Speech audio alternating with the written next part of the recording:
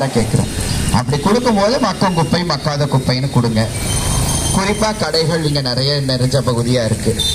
நம்ம கடை அன்பர்கள் செய்ய வேண்டிய ஒரே ஒரு உதவி என்னன்னா, தயவு செய்து எல்லார் கடையிலையும் ஒரு குப்பை கூடை வைங்க. அது காலை அட்டைப்பட்டியை கூட வைங்க, இல்லை ஒரு டஸ்ட்பினை கூட வைங்க. ஆனால் கண்டிப்பாக ஒரு குப்பை கூடை நம்ம கடையில் இருக்கணும்.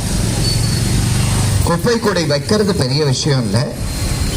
குப்பை கூடையில் குப்பையை போடாமல் அந்த கூடையை சுற்றி குப்பையை போட்டு வைக்கக்கூடாது. அது ரொம்ப முக்கியம். ஏன்னா நிறைய இடங்களில் பார்க்குறேன், குப்பை கூடை நல்லா இருக்கும், டஸ்ட்பின் இருக்கும், அட்டைப்பட்டி இருக்கும், எல்லாம் இருக்கும். ஆனால் அது வச்ச மாதிரி அப்படியே இருக்கும்.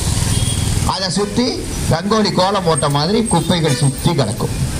எங்கள் பணியாளர்கள் போய் என்ன பண்ணுவாங்க, இந்த குப்பையை கையால் அள்ளி அந்த டப்பாவில் போட்டு அதை எடுத்துகிட்டு வந்து நாங்கள் வண்டியில் போட்டுக்குவோம்.